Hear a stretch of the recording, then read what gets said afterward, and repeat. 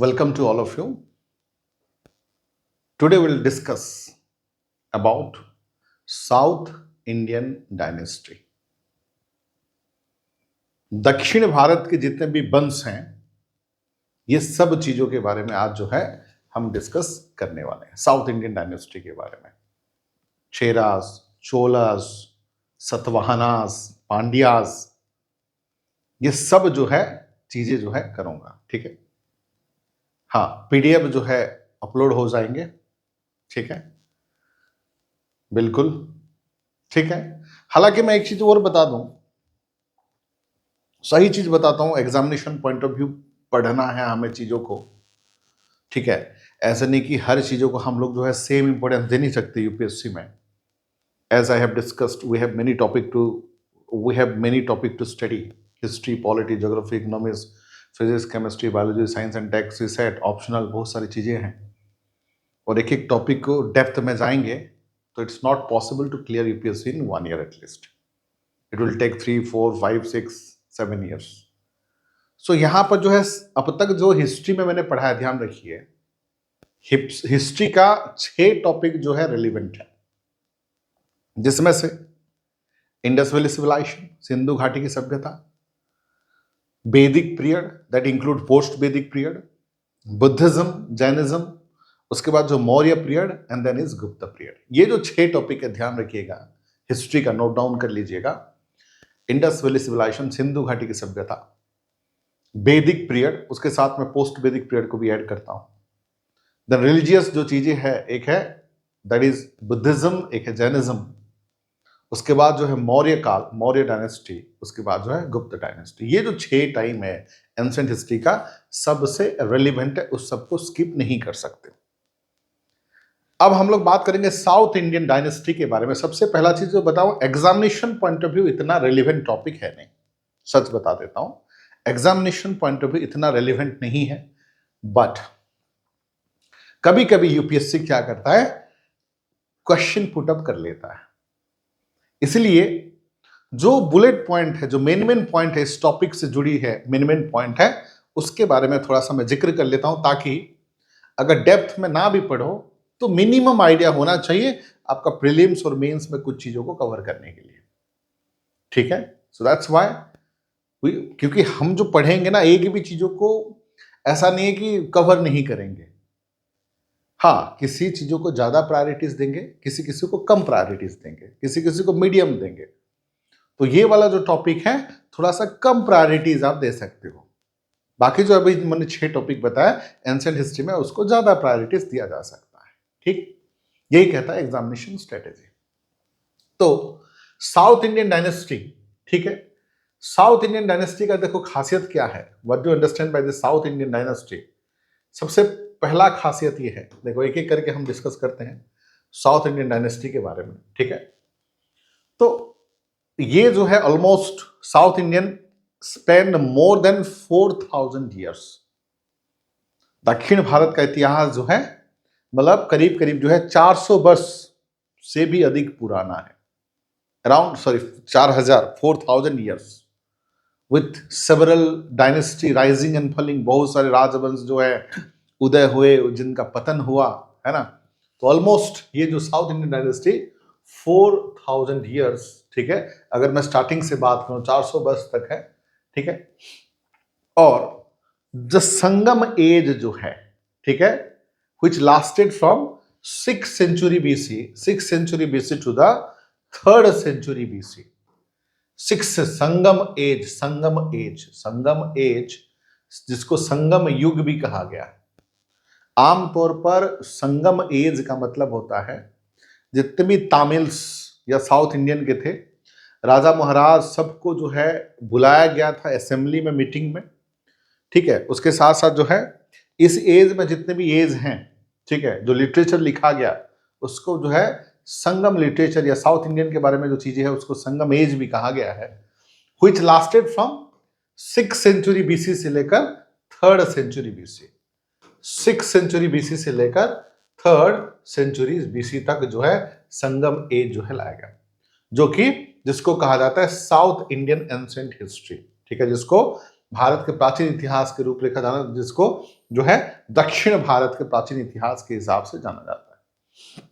और अगर मैं बात करूं inscriptions and record do not appear frequently in this region, यहां पर जो है अगर जैसे कि शिलालेख है या फिर कोई जो आर्कियोलॉजिकल एविडेंस है, ठीक है, रिकॉर्ड है, ये सब ज्यादा नहीं पाया जाता, इतना फ्रीक्वेंट नहीं। जैसे कि हम लोग बात करते हैं गुप्त काल के टाइम पे, if I talk about the Mauryan period, हमें जो है बहुत सारे शिलालेख मिलते हैं, ठीक है, बहुत सारे जो है इंस्क्रिप्शंस मिलते हैं।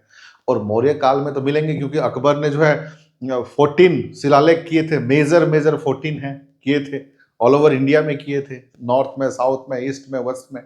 लेकिन ये काल के बारे में शिलालेख को हमें देखने को इतना ज्यादा फ्रीक्वेंट में नहीं मिलता, मतलब कम ही मिलता है एक तरफ से, ठीक। उसके साथ देखो despite evidence dating back several centuries BC, we only have the authentic archaeological evidence early centuries of the common era। यानी कि जो कमन एरा है उसका कुछ आर्कियोलॉजिकल एविडेंस हमारे पास है, ठीक है। और अगर मैं बात करूं अंटिल 600 BC, ठीक है, literature written in the that is literature written to the north of the Vindhyas demonstrate no understanding of the region to the south, ठीक है। लगभग 600 ईसा पूर्व तक विंध्या के उत्तर में लिखे गए साहित्य से दक्षिण के क्षेत्र की कोई समझ प्रदर्शित नहीं होता। मतलब इतने सारे लिटरेचर लिखे गए लेकिन दक्षिण के बारे में इतना डिटेलिंग पे नहीं लिखा गया है, इतना डिटेलिंग पे नहीं था, ठीक है। हालांकि उस टाइम पे अगर मैं बात करूं, देयर इज मतलब three Tamil dynasty, that is the Chola, Chera and Pandya, ठीक है। तीन जो है चोला, चेरा एंड पांड्यास, ये तीन जो है तमिल राजवंश थे, ठीक है, during the time of south. और ये जो है rule during the time of south Ashoka का जो टाइम पीरियड है देख सकते हो आप, 268 बीसी से लेकर 233 बीसी। तो ये जो तीन डायनेस्टी चोला, चेरा और पांड्या, मतलब सेम टाइम पे अशोका जो है सेंट्रल इंडिया और नॉर्थ इंडिया में थे। हालांकि अशोका जो है अपना second pillar inscription and 13 pillar inscription में ये चीज जिक्र भी किए हैं about the south Indian dynasty, Chola, Chera, Pandya, ये के बारे में बताए हैं, ठीक है। अगर मैं बात करूं मौर्य डायनेस्टी का during the time of Ashoka, उन्होंने जो शिलालेख लिखे थे, उन्होंने सेकंड में और 13 में शिलालेख में ये जिक्र है उनके साउथ इंडियन डायनेस्टी के बारे में। हालांकि वो साउथ इंडिया को रूल नहीं कर रहे थे, लेकिन उन्होंने बताया था कि उनके साउथ में चेला, छोरस, पांड्या ये सब है, ठीक है।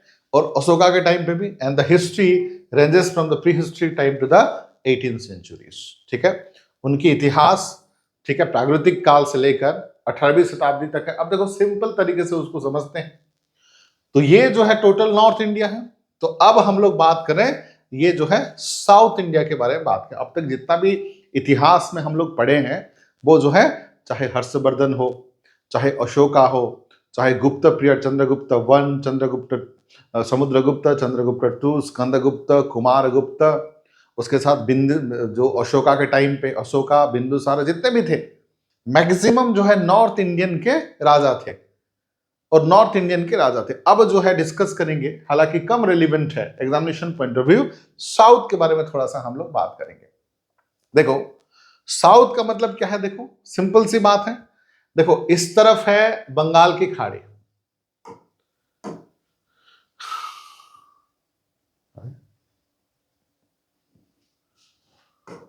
हाँ, इस तरफ है बे ऑफ बंगाल, बंगाल की खाड़ी, bay of Bengal, that is Bengal की खाड़ी है ना। इस तरफ है अरब महासागर, Arabian sea, Arabian sea, Arabian sea, ठीक है। तो एक तरफ से बंगाल की खाड़ी है, एक तरफ से अरब सागर है। तो जाहिर सी बात है this is the western part, पश्चिम है ये, ऑब्वियसली बात है। This is the eastern part, east, और this is known as southern part, this is known as southern part. Geographically हम उसको क्या बोलते हैं, पेनिनसुलर प्लेटू, प्रायद्वीपीय पठार, प्रायद्वीपीय पठार, ठीक है, प्रायद्वीप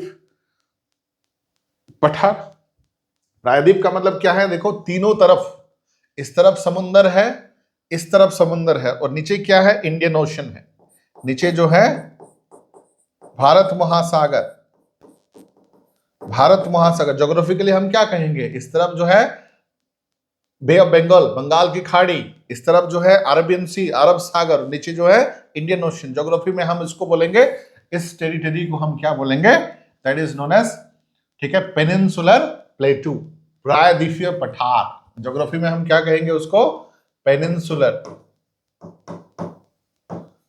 पेनिनसुलर प्लेटू, यानी कि प्रायद्वीपीय पठार, ठीक है। प्रायद्वीप मतलब जिसके तीनों तरफ जो है पानी है, एक तरफ ही है। और साउथ में ये आप देख सकते हो कि ये जो है विंध्या, विंध्या हिमाचल है, विंध्या है, ठीक है। और उसके नीचे जो रिवर गया है ये है नर्मदा रिवर। उसके नीचे जो रिवर गया है क्या है, कौन सा रिवर है, ये रिवर जो है नर्मदा रिवर, रिवर नर्मदा, ठीक है। आप लोगों को पता होगा साबरमती, माही, नर्मदा, ताप्ती।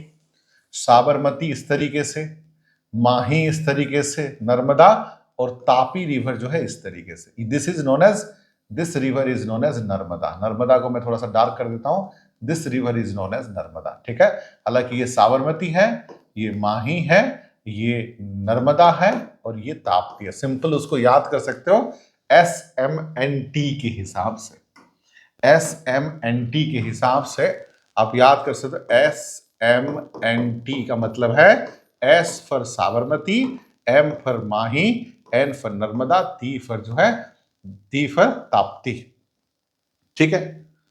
तो उसी प्रकार से जो रिवर यहां पर है, देखो ये जो है, देखो महानदी, गोदावरी, कृष्णा, ये जो रिवर क्या है, कृष्णा और कावेरी। थोड़ा सा मैं ये रिवर इसलिए समझा रहा हूं कि तो आप लोगों को समझ में आ जाए, ठीक है, थोड़ा होलिस्टिक अप्रोच में। ये जो है बेटा आपका महानदी इस तरीके से है, महानदी। ये जो है बेटा आपका जो है गोदावरी, जिसको जो है साउथ गंगा भी कहा जाता है, गोदावरी। और ये जो येलो कलर का ये जो रिवर है, ये जो रिवर है बेटा, that is Krishna river, Krishna. और ये जो रिवर है कावेरी, ये जो रिवर है कावेरी। मतलब ये महानदी, ये गोदावरी, ये कृष्णा और ये कावेरी, ठीक है। यानी कि उसको भी हम ऐसे याद कर सकते हैं, ठीक है। महानदी MG और के, कावेरी ऑल्सो स्टार्ट विथ के, ठीक है। MG मैं तो याद किया हूं ऐसे महात्मा गांधी के हिसाब से, और कै जो है कैटरीना कैफ के हिसाब से, कैटरीना कैफ। तो महात्मा गांधी जी और कैटरीना कैफ, कैटरीना कैफ, ठीक है, कहां पे है, ईस्टर्न साइड में है। और यहां पर क्या है, SMNT। उस ये भी एक नाम कर दोगे, SUMANT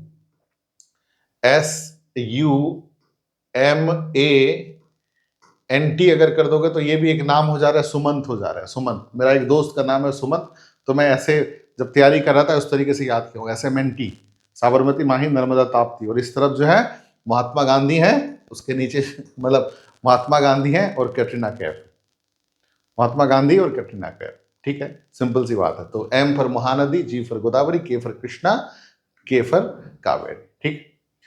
बट अभी के लिए जो समझते हैं, देखो अभी के लिए जो है दो रिवर को आप याद रख लीजिए, अभी के लिए दो रिवर को याद कर लीजिए। एक है आपका नर्मदा रिवर फिलहाल, ठीक है, फिलहाल जो है नर्मदा रिवर।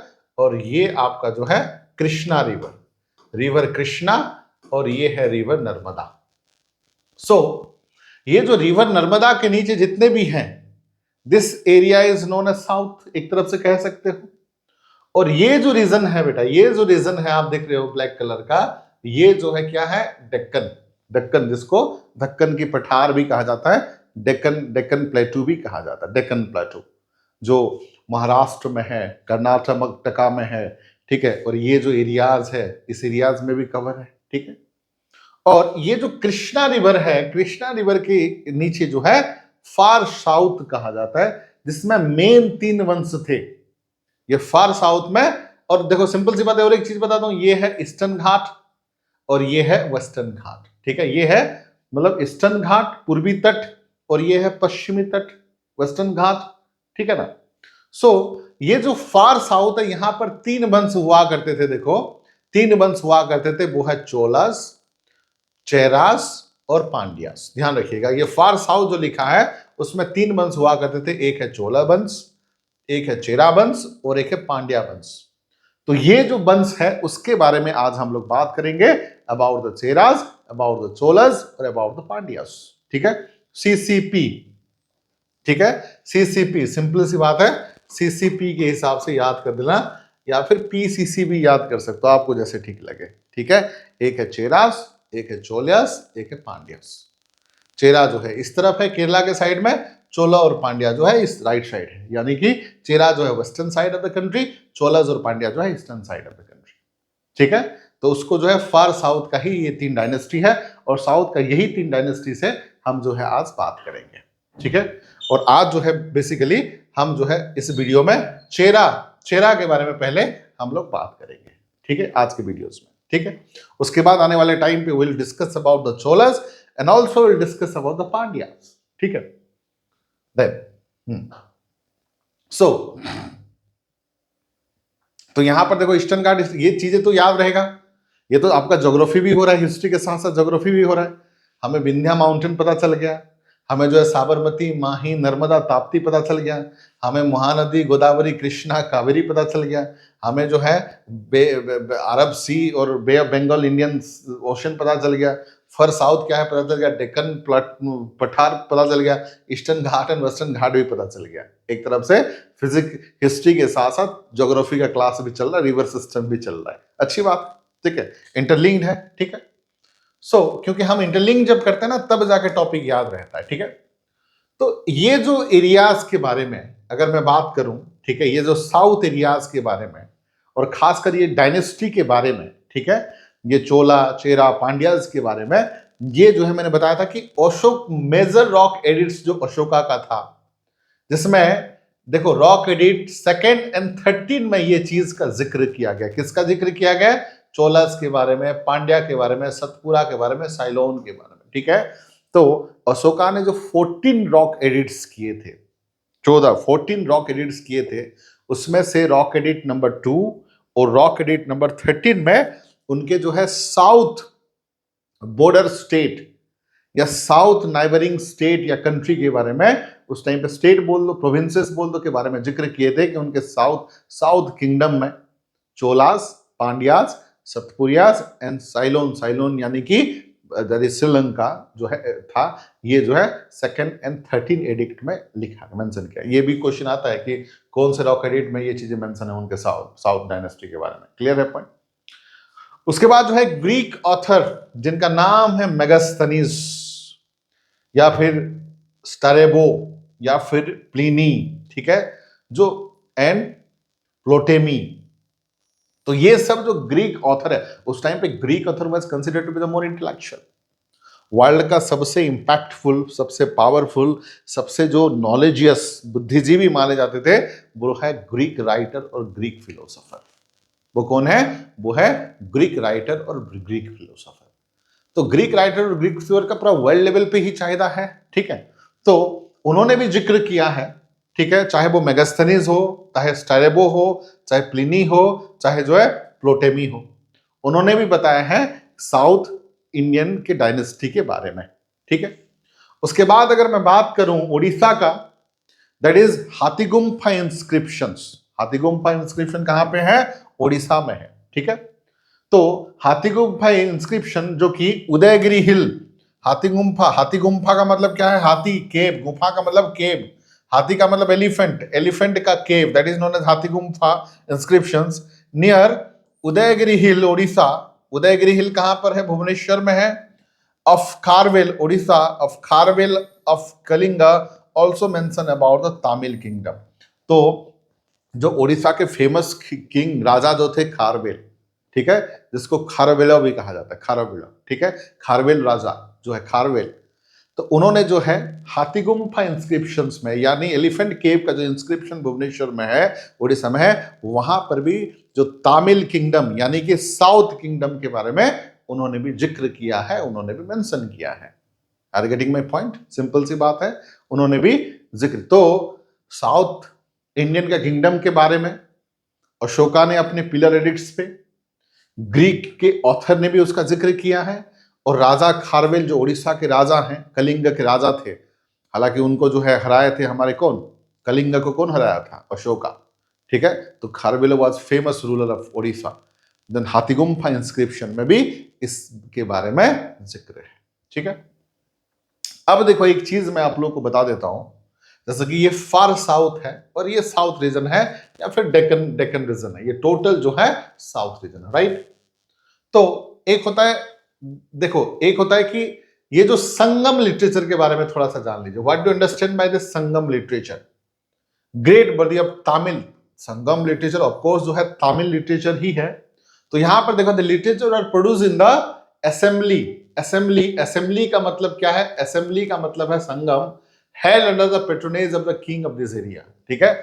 ये जो एरिया में जितने भी किंग थे, ये जो एरिया में जितने भी किंग थे, साउथ के जितने भी किंग थे, ठीक है, सब लोग जो है एक असेंबली यानी कि गेट टुगेदर एक साथ आए थे और वहां पे जो ग्रेट लिटरेचर तमिल लिटरेचर हुआ, ठीक है, उसको जो है संगम लिटरेचर कहा जाता है। तो ये रीजन के लोगों को जो literature that is known as Sangam literature, ठीक है। तो हिस्टोरिकल डेट्स अगर मैं बात करूं तो 300 बीसी से लेकर 300 एसी, ये क्या है बीसी, ये क्या है एडी, बिफोर क्रिस्ट, और एनो डोमिनी मतलब आफ्टर क्रिस्ट, मतलब 600 ईयर होगा। तो उस पीरियड को जहां पर संगम लिटरेचर का, उसी पीरियड को जो है संगम पीरियड कहा जाता है। हालांकि Sangam literature that was based on the Tamil literature, Tamil literature से बेस्ड है संगम लिटरेचर। जो सारे राजा जो आए थे उसको संगम कहा जाता है, वहां से संगम लिटरेचर हुआ, तमिल के हैं। और उसका संगम पीरियड जो है 300 बीसी से लेकर 300 एडी तक, यानी कि 300 बीसी से 300 एडी का मतलब है 600 ईयर्स, 600 ईयर कह सकते हो। 300 बीसी फिर एक होगा, फिर 300 एडी है, ठीक है ना। बीसी और एडी मैंने समझाया था आप लोगों को। तो ये जो रोलर है, ठीक है, ये रोलर है, ठीक है। This Sangam flourished under royal patronage of Pandya. तो पांड्याज के टाइम पे ये संगम लिटरेचर और भी ज्यादा जो है डेवलप हुआ। हालांकि ये संगम लिटरेचर चेरा, चोलास, पांड्या के टाइम पे भी था, बट पांड्याज के टाइम पे सबसे ज्यादा फ्लोरिस्ट हुआ। और ये थोड़ा सा आप ध्यान देना है, ये मैप को आपको याद कर लेना है। ये एरिया जो है चेरास, ये जो है चोलास, और ये है पांड्या, साउथ इंडियन डायनेस्टी में, ठीक है। चलिए, तो एक चीज और है, ठीक है। तो ये जो संगम है, संगम, ठीक है, जो कि academy of the Tamil poet, Sangam मतलब असेंबली, ठीक है। संगम को जो है यहां पर जो है मुच्छंगम, ठीक है, यहां पर जो है मुच्छंगम भी कहा जाता है। मुच्छंगम, संगम को मुच्छंगम भी कहा जाता है तमिल पोएट्स के हिसाब से, या तमिल में मुच्छंगम भी कहा जाता है। और पांड्या रूलर के टाइम पे 3 जो है संगम हुआ था, यानी कि 3 मुच्छंगम हुआ था। एक है मदुराई में, ठीक है, और देखो थर्ड वाला भी जो है मदुराई में, और एक है कपड़ापुरम में, एक है कपड़ापुरम में, ठीक है। एक है मदुराई में, 2 हुए थे फर्स्ट एंड थर्ड, और एक है कपड़ापुरम में। ये भी मतलब किसके, मच्छंगम, यानी कि उसको संगम ही कहा गया है, ठीक है। तो और उसमें क्या हुआ था, ठीक है, जो मदुराई में पहला हुआ था, थर्ड भी जो है मदुराई में हुआ था, सेकंड जो है कपड़ापुरम में हुआ था, ठीक है, मच्छंगम, ठीक है।